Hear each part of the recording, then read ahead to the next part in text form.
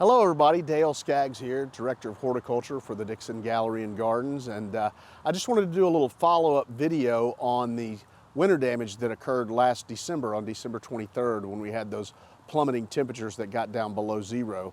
Boxwood, camellia, even azaleas were killed back to the ground, tea olives, other things. So anyway, we talked about rejuvenation, pruning, and cutting back. And we were doing that on a lot of our boxwood and azaleas. We were patient on most of our camellias, but we lost a fair number.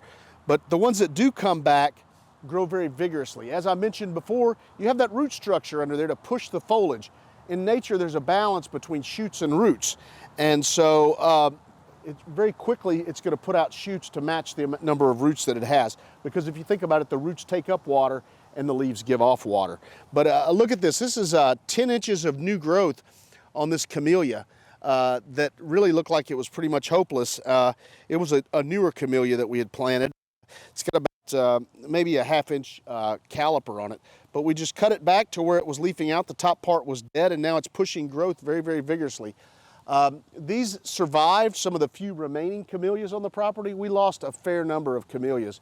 And one of our focus groups was camellias here at the Dixon. So unfortunately, we lost a tremendous amount of the camellias. We're kind of the northernmost range for the camellia belt. These are some newly planted glacier azaleas. These are 3-gallon plants that were purchased and put in June. This is the plant that we rejuvenation pruned. You know, it was up this high before and we cut it back. So I think this is a good approach to replacing these.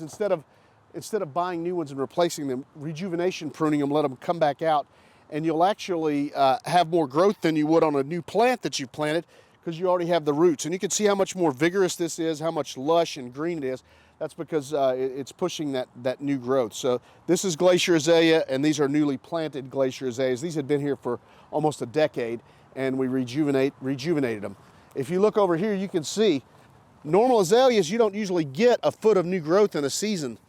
But again, it's that effect of having the root mass already there. So it's a great way to save money if you cut these things back instead of going out and buying new. If you dig them out, you got to buy new. But if you cut them back, you can get this wonderful growth.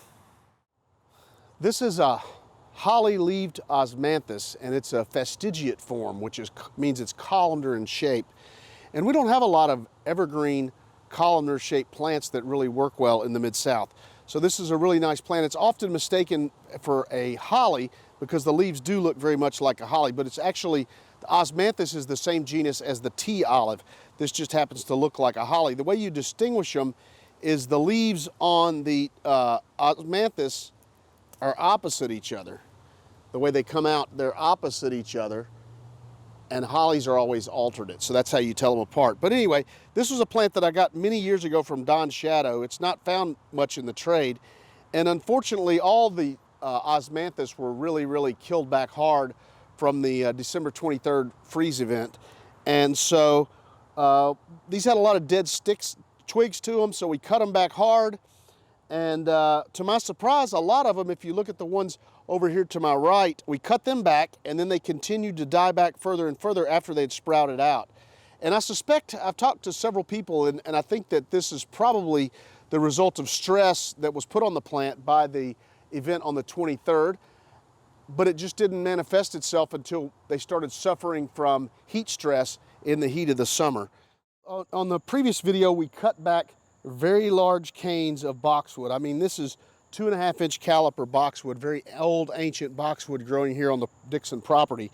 And we cut them back really, really hard. And you can see how lush and how it's coming back out. You won't have to wait as long as it took for the original boxwood to grow.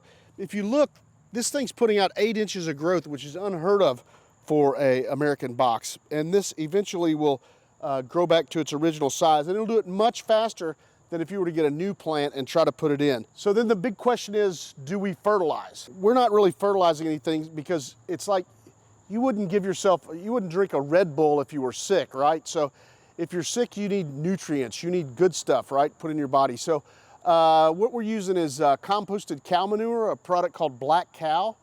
And it has a small amount of trace amounts of nitrogen in it, very slow release. But the humic acid and the other things, they're like good vitamins and micronutrients for for plants to keep them healthy. So that's what we're recommending that people use, is something like a black cow manure. At the Dixon, we buy in worm castings, and so that's actually the product we use here at the Dixon. But you could use black cow, and for the boxwood, we're adding lime. For the azaleas, we're just spreading out the black cow or worm castings around the base. And it's just a sprinkling, maybe a shovelful or two around each plant, not really mulching with it, just having humic acid present to leach down into the soil is really what we're after. And then next year you could resume your normal fertilization schedule and everything, but it's hot now. These plants are stressed. 6 months ago they experienced extreme cold. Now we're in periods of extreme heat. And so, you know, just let them get through this season, and then you can resume the normal fertilizing schedule on your plants. But boxwood love the lime, azaleas do not. So I hope this helps you make the decision whether you want to rejuvenate, prune, and it's on a case-by-case basis. If it's sprouting out a lot from the base and you don't want to take it all the way out, you might try rejuvenation pruning, and you'll get a plant that will replace the old one fairly quickly.